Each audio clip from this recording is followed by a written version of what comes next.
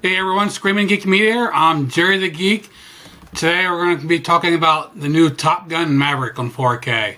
But before we dive in, please, if you like physical media, Blu-rays, 4Ks, DVDs, if you like home theater, movies in general, please check out all my videos on my channel, like and subscribe, and turn your bell notifications on. So, let's just dive in. We got a Top Gun Maverick on 4K.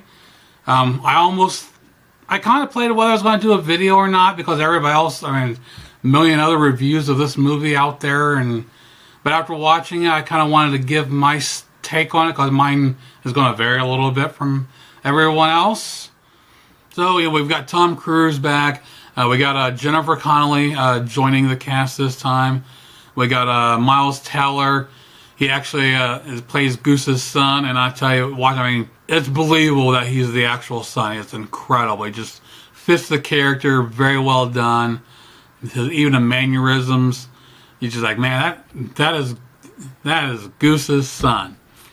And we got Val Kilmer returning for a small role, and it was directed by Joseph Kosinski. And not a big name yet, but he's also, if you look back, he did Tron Legacy, which that was phenomenal. I love that movie. So hopefully with this, he's made a name for himself. Hopefully we see more from him because did a pretty good job with this. The movie itself, you're taking place over 30 years later, and Maverick is doing, he's basically a test pilot. He just loves being in a plane. And from the get-go, the opening logos, when it comes up and it pops up, you see the two lightning bolts, and right there I started getting goosebumps. And then it was the Don Simpson, Jerry Bruckheimer Productions, which is, like I said, I really got goosebumps because Simpson Bruckheimer was a major team back then before Simpson's passing. They did a lot of movies together. They did the original Top Gun. So it's kind of cool to pay homage to him, even though he has no involvement with this new movie. But, I really like that. It shows Tom Cruise, how, the class he has regarding that.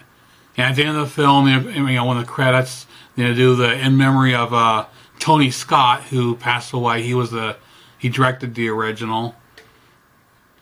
And the opening sequence, I got a lot, the aircraft carrier. They did a wonderful job recapturing that feel of the original. The way the sun was coming up, the shadows, all the lighting. It just felt like I was watching the first one all over again. They did a wonderful job recreating that, and I loved it. The movie itself, incredible. Not often do you have a sequel come along that much later, and that actually could be better than the original. They just took it to a whole nother level in this movie. My wife and I went and seen it at the theater right when it opened up. We got to see it on a Dolby Cinema screen, which is spectacular. If you have a chance to see, IMAX is great, but this is right there up with it. Their sound systems they have set up at the theaters. Dolby Cinema is incredible. It felt like someone was kicking the back of her seat every time the bass kicked in. Actually scared the wife a couple of times.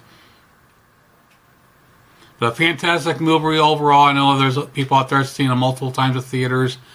We didn't have that option because we live 3 hours from a good theater, so it would have been nice to see it again, but I had to wait till video.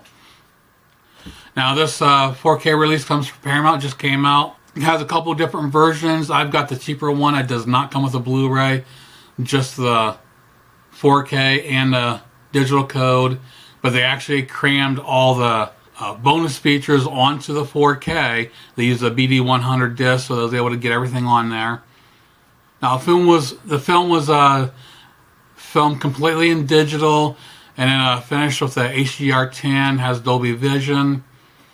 Now this is where my discussion gets a little tricky. All the reviews out there, everybody's saying it's like, it's one of the best 4Ks ever. Definitely the best this year. I kind of disagree. The reason I say that is because it's digital. I'm not saying it's bad. It's, you know, it's got the, you know, the blacks are nice and solid. You get the different textures. When he's suiting up for this test flight at the beginning, you can see the different textures, different shades of black. When they're outside in the plane, you can see the details on it and the different shades of black. It doesn't have a whole lot of color, but the pops of color here and there are very well done, saturated. Some really good details. But my issue is it doesn't have, it's really hard to say what it is. It doesn't have the magic. It's basically, you know, this is the cake, it's missing the icing. It's missing the one thing to take it over the top as far as visuals go. And I don't really blame the transfer. I think it's because the way the movie was filmed, it really has no scenes where it can really shine. You know, compared with you know, movies that were 35mm and remastered, honestly, I think the picture of the original Top Gun on 4K, I would take over this just because it was film. It has that feel. This is just missing that one little ingredient. Like I said, the picture is phenomenal, looks great. It's just missing that one little thing. And, you know, comparing it with other digital movies, I don't know every one I have. I know a couple right off the top of my head. I know I've done reviews. Is The Great Wall, that was all digital, and Pacific Rim. I think those are actually better transfers, but again, I think the content of the movie allowed it to showcase better than what, you know, this movie, the filters, the way it was done. It just doesn't have that chance to really shine. So when it comes to visual 4Ks, I would not put this in my top 10. I know a lot of you might hound me and, you know, think this is the best out there, but I would say no. With 4Ks, we know what to expect, and you know, the bar is always raised, and we expect a lot. And this one, to me, is just on par with any other great 4K out there. They didn't exceed any expectations as far as visuals go. You know, we'll look at some screenshots here, and you'll see, you know, those shots with some colors really stand out. There's no comparison with Blu-ray since there is no Blu-ray with this. So we'll check out the screenshots here. We'll come back, we'll talk about the audio, packaging, and bonus. So we'll see you in a minute.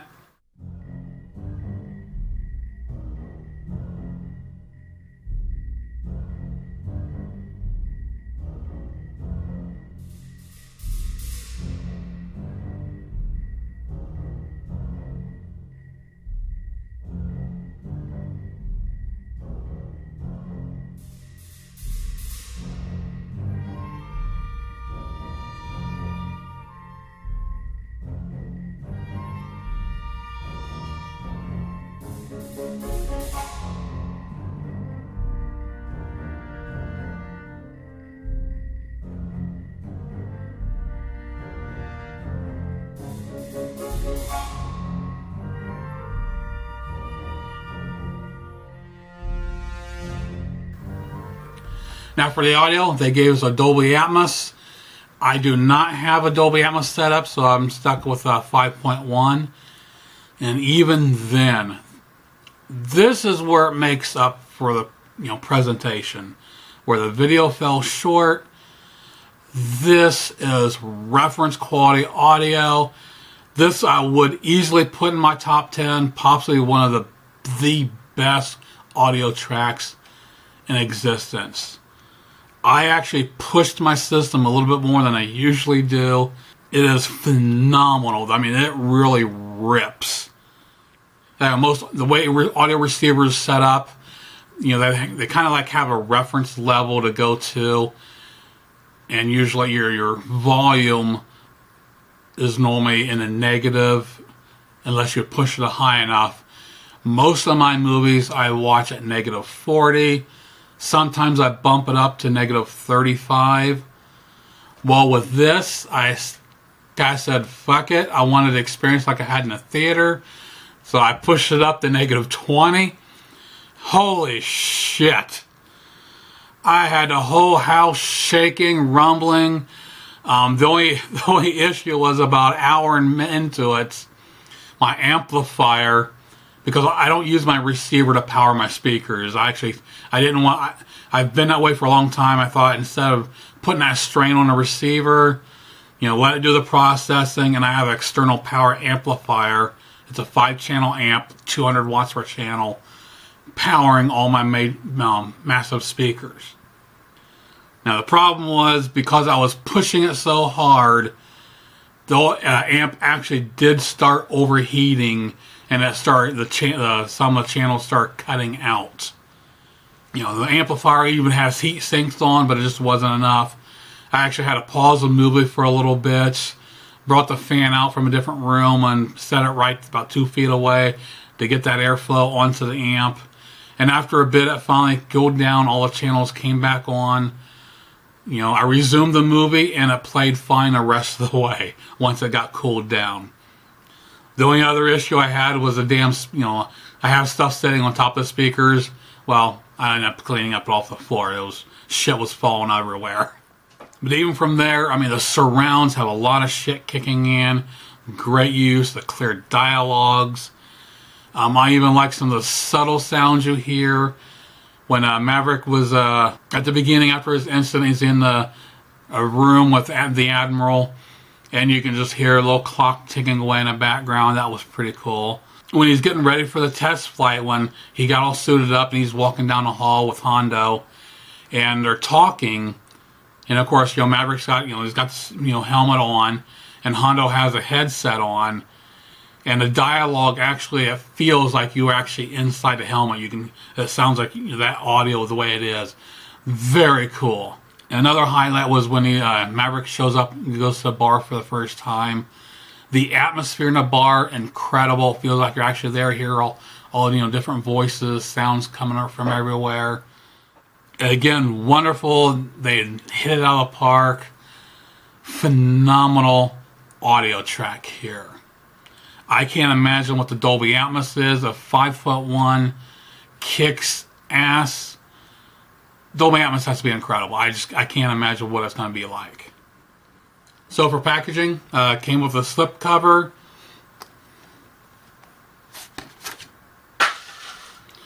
The standard keep case. And just one single disc, nothing fancy. Mine didn't come with a digital code. I wanted to save some money, so I bought this on eBay for 20 bucks, where the seller kept the digital code, and that was great. I saved me 10 bucks. Now for the bonus here, we have cleared for takeoff, breaking new ground, filming Top Gun Maverick, a love letter to aviation, forging the Dark Star, which has to do with the development and the design of the actual test plane at the beginning. Master Class with Tom Cruise, Cannes Film Festival. It's a nice long interview on a stage in front of an audience, just talking about his career, all the different things. One of the highlights, I think, when they asked him about if they ever thought about pushing onto a streaming platform when COVID hit. And Tom Cruise was adamant about saying, no, that is not going to happen. He was completely against it. The studios wanted it. So I'm glad he had to, he pushed to keep it and, hold it back until the theaters reopen. Then we got 2 music videos. We got Hold My Hand by Lady Gaga and I Ain't Worried by One Republic. So I went through the bonus features here. It did take probably it was over an hour. I think there's supposedly close to 80 minutes, so it probably is pretty close. And it's all crammed onto the one disc, and it surprisingly did not hurt the video audio quality at all. So to wrap it up for the 4K of Top Gun Maverick, again, I don't think it's the best video out there. It didn't, raise the bar at all. It came in the same as anything else out there. But the audio is where this thing shines. It rips. If you don't have good speakers, you are not going to get much of an experience out of this. But for the audio alone, I would use this as a demo disc. But if I wanted to show off the visuals, I would not use this disc. Like I said, it is great, but just there's so much better out there on 4K when you're talking about top 10 lists. It is so crowded, this would never make it in. But I definitely highly recommend picking this up. And it's still, you know, pretty expensive for a new release. Definitely, you know, try to look on eBay if you don't mind, if you want digital code or not. You can probably just find some deals out there. So again, my take on this is a little bit different than everyone else's. But I hope you enjoyed. Please check out my other videos on my channel. Like and subscribe and turn your bell notifications on. And we'll see you again. Geek out.